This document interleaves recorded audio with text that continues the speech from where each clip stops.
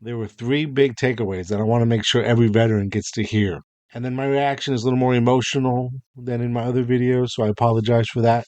But they were emotional subjects. I think the most important thing that we've done in the course of the last 4 years is underscore to veterans that we work for them, that the programs are designed for them, that the care that is provided is their care, and the benefits that are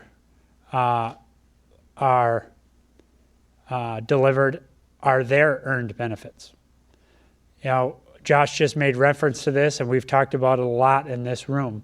And frankly, our monthly press conferences are a part of this, where we have made a very concerted effort to reach veterans where they are so that they can be in a position to get the care and the benefits that they've earned, that they don't have to turn their life upside down to fit into our programming. This is, for example, why you've seen historic levels of access to community care each of the 4 years that we have been here in the building, because we want to make sure veterans get access to care where they are.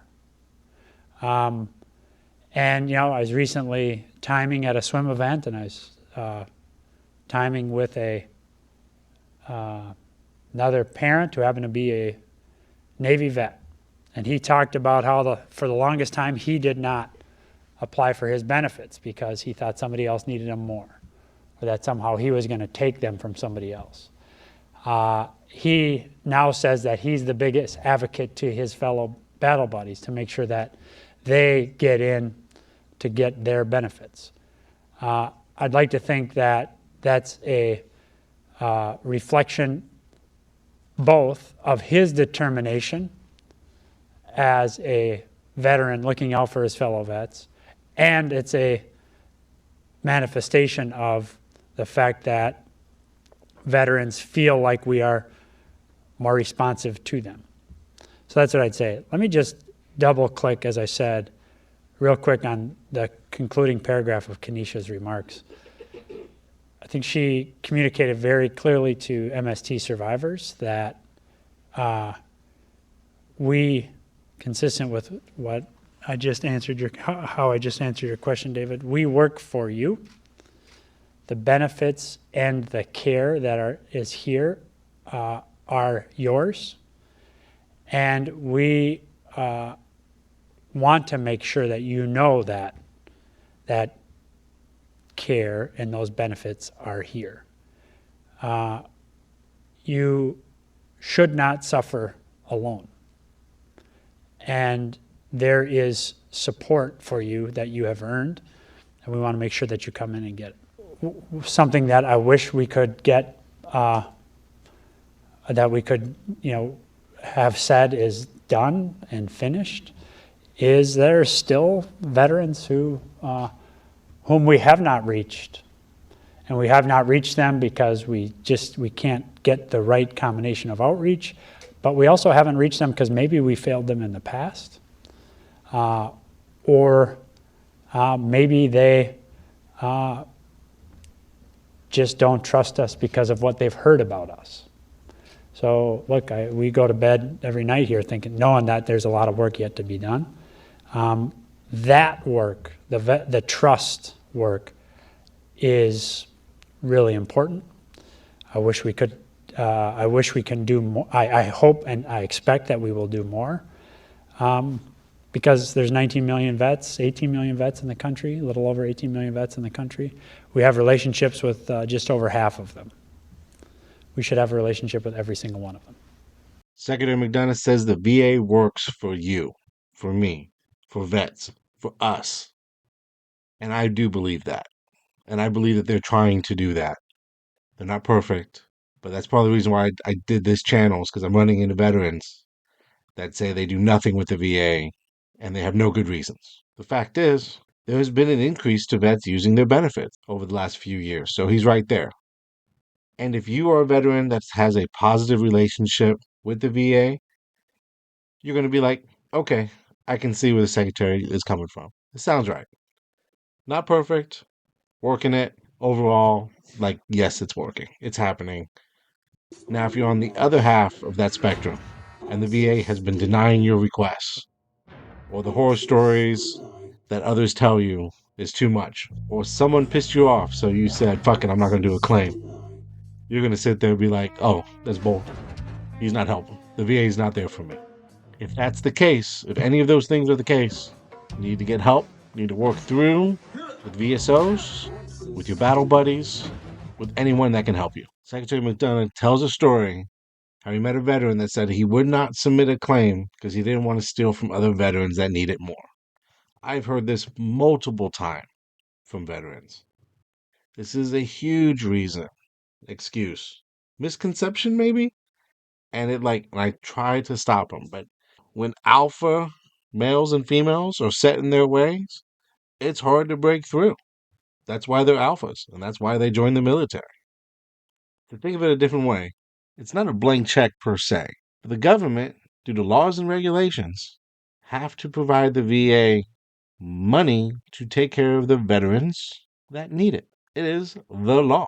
Now, they have to ask for money, and then, after asking and proving that they need it, Congress has to give it to them. But don't worry, someone in the comments will come flying in off the top rope. Yes, but it costs tax dollars. And I'm like, fuck yeah, it does. Because someone needs to pay those taxes, not just me. I've been paying taxes for a long time. You've been paying taxes for a long time. And some of this money is wasted. I'm not going to get into different political stuff.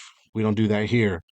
But we can all agree there are billions of dollars being wasted by presidents in Congress. So, you know what? Instead of wasting all that money on other stuff, let's put that money back into the veterans that really need it. And this is why the government needs to pay the bill that their credit card of human devastation swiped for years. 20 years of Vietnam. Didn't know what to do with those men and women that came back after fighting for their country. We got Desert Storm and Desert Shield, but now let's get into the 20 years of OIF and OEF. That is a lot of men and women who have some stuff wrong with them. And those things need to be identified and taken care of. They put their lives on the line, so now the government's got to pay the bill. And why are we mad about that? Why are veterans slicing and dicing each other on the internet, saying that veterans are getting way too much money? What happened to taking care of each other and making sure that no one is left behind? There are veterans out there saying that up to 50% of claims are fraudulent. I'm like, you got to be kidding me. There's no data to back that up. But you know who runs with it? The media, other influencers. And so now there's a target on the VA and for veterans. You don't think we spend enough time with targets on our back on those government funded vacations to Vietnam and the deserts and mountains of the Middle East? I call BS. But let's really dig into the ones that have a relationship. We spent how many years of not going to medical? I went in the 90s and the gunny was like, do not go to medical. I tweaked something. Not going to medical. Sick bay commando. We can't have that. We were encouraged not to go to medical. And so for years, we didn't go to medical.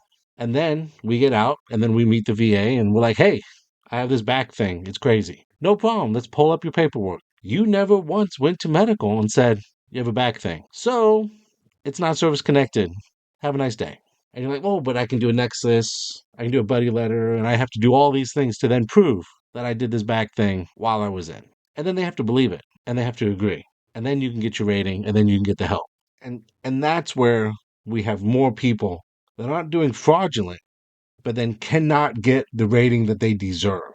And I will say that's, since we're throwing out numbers, I'm going to say that's about 50% of veterans don't have the rating they deserve, since, anybody can throw out numbers. Towards the end there, the VA secretary said something that was really important. Around half of veterans do not have a relationship with the VA. That is the biggest fraud out there. To wrap up, the VA is not perfect, or even close to it, but they are trying. It's a huge government agency that has rules and regulations that keep them in the box. Sometimes the problem is they don't want to tell us how to open some of those boxes up. It's not easy to find the key. I hope that this series was informative, and please check out the other videos from the 12 December press conference. Gunny Beeve out.